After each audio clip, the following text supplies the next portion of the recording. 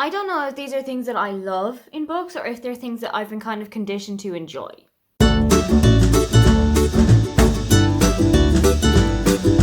Hi, welcome, come on in. My name is Aoife, and today I am going to take you through a list of some of the things that I love when I am reading books. So if there is a book that features any of these below, definitely something for me. The first thing that I love in books is twins.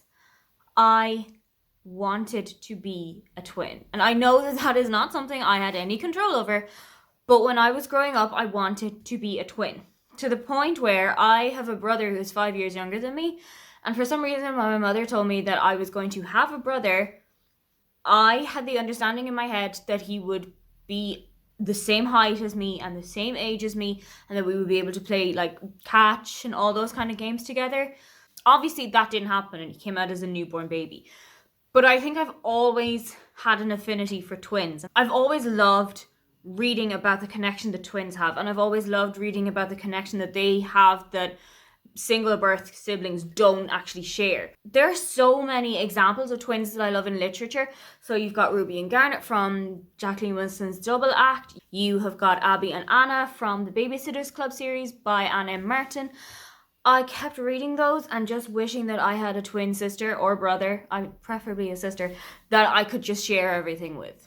This is one that I didn't know that I loved until I saw it in a book at the start of this year and then realised this is definitely for me. And that is the trope that there was only one bed.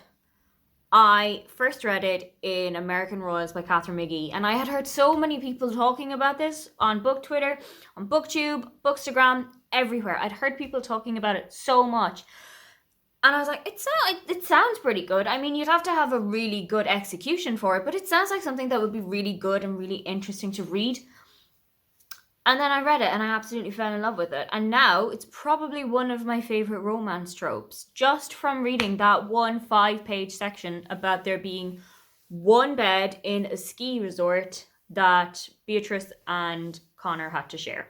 The next trope kind of goes back to family stuff, and it's sisters. I love reading about sisters for the fact that I get to live vicariously through that. I don't have a sister. I wanted a sister, and in fact asked my parents specifically for a sister, and still don't have one.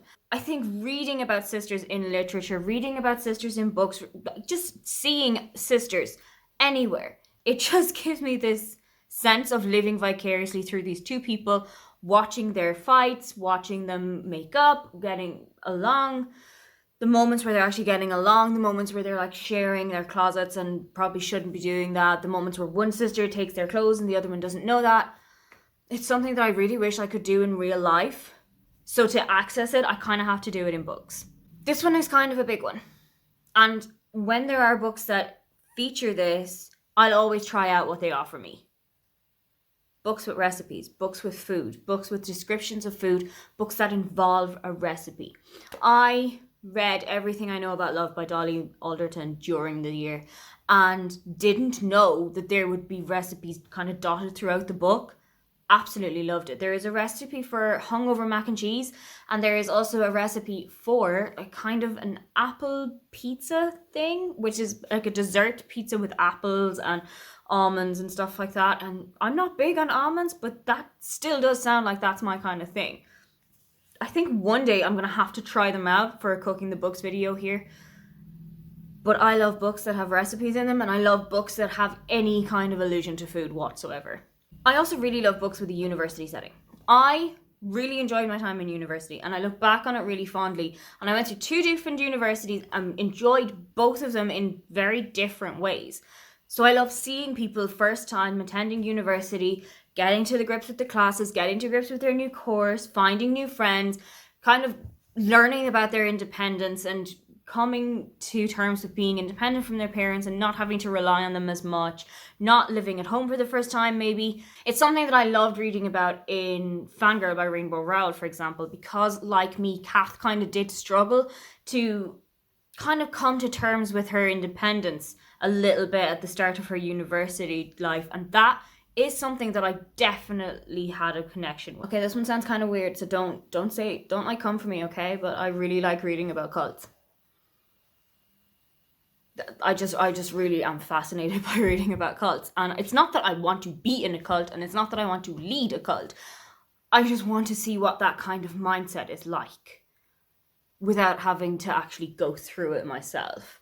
I really enjoyed, for example, After the Fire by Will Hill, which came out in 2017, 2018, but it kind of shows how the mind works after you have come out from a cult and what it's like on the opposite side. And it's also something that is kind of touched upon, but not really, and Devoted by Jennifer Matthew, where the main character, Rachel, is in something kind of like the Quiverfell movement, where her family is like, there's 17 kids or something, and her sister has just gotten married at the age of like 18, 19, and she's had her first child. So Rachel escapes the life that she had already knew, and she completely turns her life around. Can't really keep in touch with her family, she can't socialize with them, she can't go back to visit them, she can't do anything. So seeing what it's like to completely start your life around when you have little to no idea how the modern world works and how things are done in the modern world, when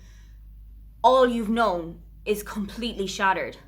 That is something that I absolutely love reading. I also love reading about really, really tight friendship groups. It's not something that I had quite a lot of when I was growing up, because I didn't have quite a lot of friends when I was growing up, but the ones that I did, we were in a very tight group ourselves. So kind of seeing that done on a page is something really, really good for me, because it kind of transports me back into that time where we were all together at lunch every day. We were all together just, having a good time, talking about what our classes were like, what are we going to do at the weekend, that kind of thing. It's definitely something that brings me back to one of the really good times in my life, despite the fact that I didn't have a lot of other friends. Something that I really, really love reading is an epistolary novel. So what's an epistolary novel? It's something that is written in the form of communication. So texts or emails or letters, anything like that, lap it up immediately. It's probably why one of my favorite books when I was growing up, one of my favorite book series, was The Princess Diaries by Meg Cabot, because it was written out in the form of a diary where you knew this is what happens on every single day of Mia's life. That's something that I really, really liked. I also really liked the Guernsey Literary and Potato Peel Pie Society by Marianne Schaffer. I have a feeling that that's how the title runs. But it's something that I really enjoyed about that, because you're seeing the correspondence between all the members and between, oh God, is it Dawn or Julia or something? I think it's Juliet. So you're seeing the correspondence between them. And that's something that I really like, because it shakes it up from the regular format that you see of just prose gone on a sheet. The last thing that I love in books is something that doesn't really pop up a lot, but when it does, I'm so engrossed in it. And that is a book that is set on the Titanic. I am obsessed with the Titanic, and that's something that is very well known among my friendship groups. When I was in Las Vegas, I went by myself to see the Titanic exhibition that was being held in the hotel that I stayed in. There was a piece of the Titanic while you were there. You were not allowed to take pictures of it, and I was so close to breaking that rule. You have no idea.